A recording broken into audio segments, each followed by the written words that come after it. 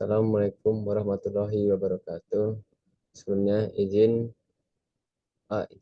memperkenalkan diri. Nama dia Muhammad Rashid Nur Fikransyah dari Prodi MTP 2B NIT 2140421. Izin di sini saya akan menjelaskan dengan tugas yang diberikan oleh dosen mata kuliah analisis mengenai dampak lingkungan atau AMDAL. Dan pada kali ini, kesempatan ini saya akan bahas analisis mengenai dampak lingkungan dalam proyek LRT Palembang. Mari kita lanjut.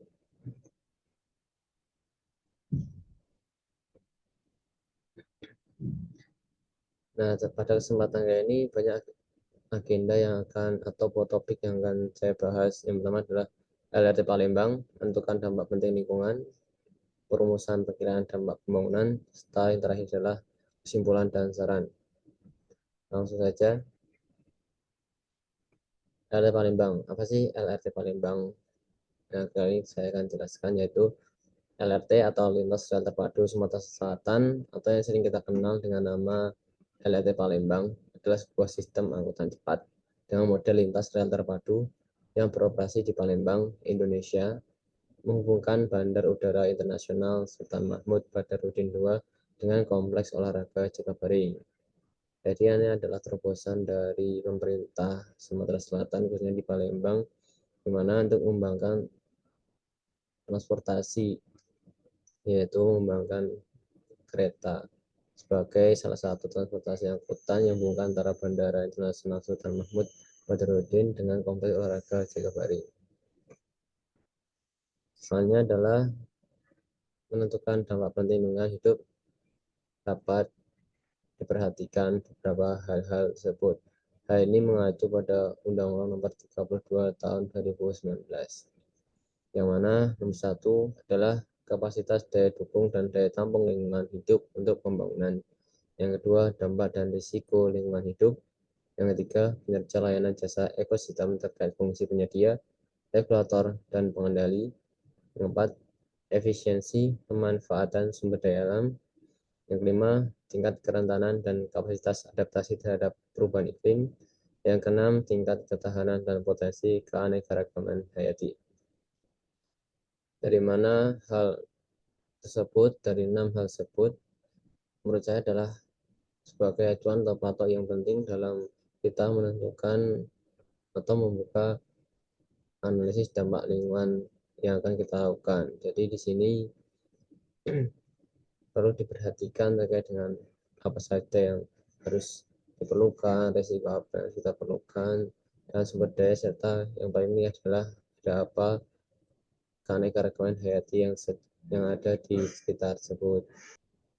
Selanjutnya, ini adalah diagram gambar dalam kita merumuskan dampak atau mengidentifikasi dampak lingkungan.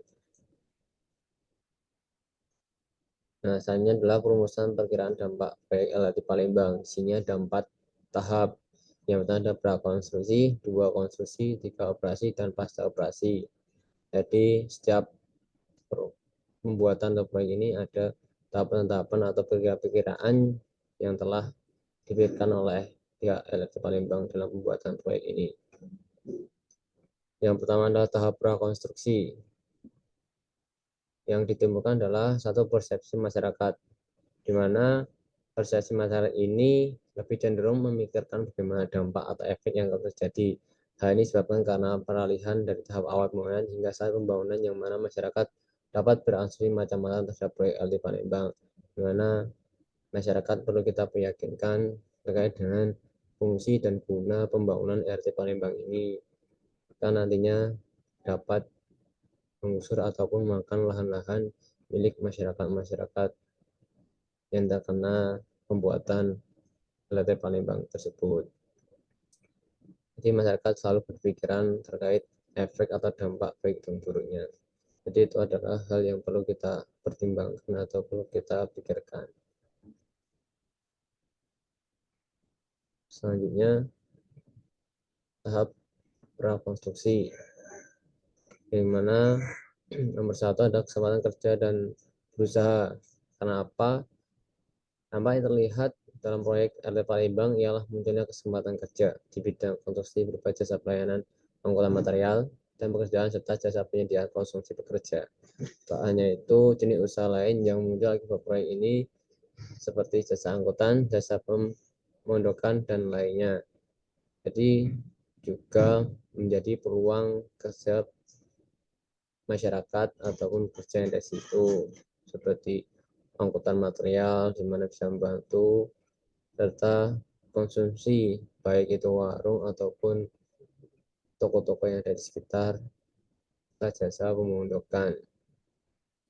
Yang kedua adalah peningkatan pendapatan. Jelas, peningkatan pendapatan ini sangat jelas dampak yang terlihat di mana para UMKM sekitar atau sekitar jalur rel ataupun area yang menjadi area pembangunan dapat meraih pendapatan yang signifikan, di mana akses bagi masyarakat dalam kegiatan itu dari sentral utamanya. Nah, selanjutnya tiga, gangguan lalu lintas. Jelas, gangguan lalu lintas ini sangat berpengaruh karena dalam proses pembuatan tentunya melibatkan kendaraan dengan alat berat yang dapat mengganggu lintas sekitar sehingga bisa menyebabkan kemacetan di sekitar area tersebut. Yang keempat, gangguan pemandangan atau estetika. Kenapa? Karena dalam proses pembangunan terjadi perubahan struktur lahan yang awalnya bagus menjadi rusak akibat dari pembangunan tersebut. Yang kita ketahui dalam tersebut bisa makanan warga yang jadi tempat menaruh peralatan dan bahan. Lahan-lahan tersebut bisa berubah karena efek dari penggunaan alat berat serta bahan-bahan material yang ditempatkan di situ. Jadi estetika dari ekosistem tersebut dapat berubah seperti itu. Nah, selanjutnya adalah tahap operasi. Apa saja tadi tahap operasi ini? Yang pertama adalah kehilangan mata pencaharian. Kenapa? Dalam proyek LRT ini, pemutusan hubungan kerja bagi pekerja konstruksi menyebabkan kehilangan pekerjaan atau mata pencaharian kerja konstruksi. Kehilangan mata pencaharian tersebut berdampak terhadap penurunan pendapatan sebagai masyarakat. Besaran dampak yang jadi adalah jumlah pekerja konstruksi yang diputus hubungan kerjanya. Jumlah pekerja konstruksi yang kehilangan pekerjaannya sekitar 250 hingga 300 orang. Dampak itu dikuantifikasikan dalam skala kualitas lingkungan hidup menjadi sebesar negatif 1 skala kualitas lingkungan hidup. Jadi, entah faktor apa yang menyebabkan pekerja yang diberhentikan ini adalah urusan dari perusahaan. Tapi dari dampak tersebut tentunya mata pencarian dari pekerja tersebut hilang serta berakibat pada lingkungan-lingkungan di mana yang awalnya UMKM sekitar mendapatkan hasil dari para pekerja tersebut dengan adanya pemotongan atau pengurangan pekerja menjadikan penurunan dari omset penjualan. Nah, untuk yang kedua adalah peningkatan kemiskinan. Pengoperasian LRT Palembang diduga memberikan dampak terhadap peningkatan kemiskinan saat pada waktu tertentu atau kereta LRT melintas. Bahkan nilai kemiskinan pada tahun 2011 sampai melewati ambang batas, yaitu sampai 55 dpa. Tingkat kemiskinan sumber dari aktivitas kendaraan yang lintas di jalan. Kondisinya yang disebabkan oleh LRT bisa sampai mencapai 60 hingga 70 dpa, tidak dapat diturunkan lagi. Dan dampak yang disumbangkan dalam integritas kegiatan transportasi adalah relatif kecil tapi dapat meningkatkan intensitas kemiskinan. Besaran dampak relatif kecil tetapi berlangsung lama sehingga kuantifikasi dampak menjadi benar 0,3 skala kualitas lingkungan hidup, di mana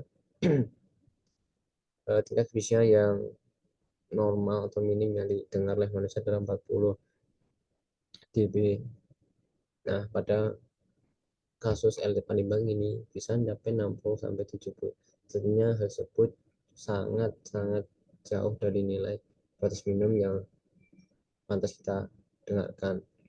Karena apa? Karena kemiskinan juga faktor pengganggu dari lingkungan sekitar. Hanya ada 3, kelancaran lalu lintas. Nah, dengan diharapkannya pengoperasian RT ini dapat memberikan kelancaran lalu lintas yaitu dengan pengurangan kendaraan pribadi baik roda 2 ataupun roda 4. Hasilnya penggunaan kendaraan pribadi memarkirkan kendaraannya di benda terkadang melanjutkan perjalanan dengan menggunakan style Palembang. Jadi penggunaan pribadi hanya sampai dengan parkiran dan selanjutnya penggunaan transportasi diharapkan menggunakan LRT Palembang ini. Dan besaran dampak adalah dapat mengurangi waktu tingkat kemacetan antara Jalan Sudirman dan Jalan Raya Kudu. Maka dari itu, dengan adanya integritas antar moda, tentunya diharapkan adalah satu ketepatan waktu dan penghilangan kemacetan. Itu yang menjadi pokok penting dari pembuatan LRT Palembang ini. Yang keempat adalah peningkatan keindahan kota Palembang. Kenapa keberadaan LT di kota Palembang memberikan kesan bahwa kota Palembang tertata dengan baik. Dampak susulannya jadilah masyarakat banggaan terhadap keberadaan LRT Palembang. Dengan demikian LRT memberikan nilai tambah kepada kota Palembang dan memberi kesan indah dalam kota. Nah, yang kelima adalah peningkatan aksesibilitas ke lokasi tertentu seperti tempat kerja, mal, center, peribadatan, dan tempat rekreasi. Nah, penggunaan cat dapat mencapai lokasi tujuan dengan tepat waktu, sehingga LRT Palembang memberikan dampak penting lingkungan hidup terhadap peningkatan aksesibilitas lokasi tujuan. Dan tambah jadi berupa tingkat kecepatan dan ketepatan waktu mencapai lokasi tujuan di mana area-area ataupun stasiun-stasiun pemberhentian tersebut berada pada istilahnya sentral kota ataupun pusat-pusat area tertentu. Nah, yang keenam adalah penurunan penggunaan BBM untuk kendaraan umum sehingga polusi udara berkurang. Sebenarnya penguasaan LRT memiliki dampak pengurangan kendaraan roda 2 dan 4 sehingga pengurangan penggunaan bahan bakar dari BBM dapat terkurangi sehingga tingkat polusi udara dapat ditekan. Misalnya dampak yang terjadi adalah pengurangan izin operasional, di mana termasuk kendaraan umum seperti bus dan kendaraan pribadi dengan asumsi bahwa memanfaatkan jasa layanan transportasi LRT Palembang ini, di mana diharapkan dengan adanya LRT Palembang ini polusi udara dari kendaraan bisa tertekan atau bisa diminimalisir. Nah, yang ketiga adalah peningkatan kenyamanan, keamanan, dan ketepatan waktu dalam penggunaan transportasi umum. Penggunaan LRT Palembang memberikan dampak penting lingkungan hidup kepada masyarakat terhadap peningkatan kenyamanan, keamanan, dan ketepatan waktu tempuh. Besaran dampak jadi adalah tingkat kenyamanan, keamanan penggunaan jasa lain transportasi LRT Palembang, di mana faktor yang diutamakan tentunya adalah kenyamanan, keamanan, dan ketepatan waktu. Nah, yang terakhir adalah kesimpulan dan saran.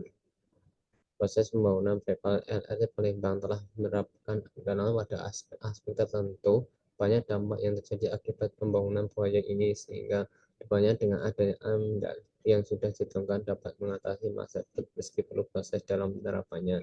Jadi menurut saya apapun dari pembuatan itu perlu kajian-kajian serta pertimbangan-pertimbangan yang harus diperhatikan dan harus berdasar pada sumber serta koneksitas dari lingkungan sekitar.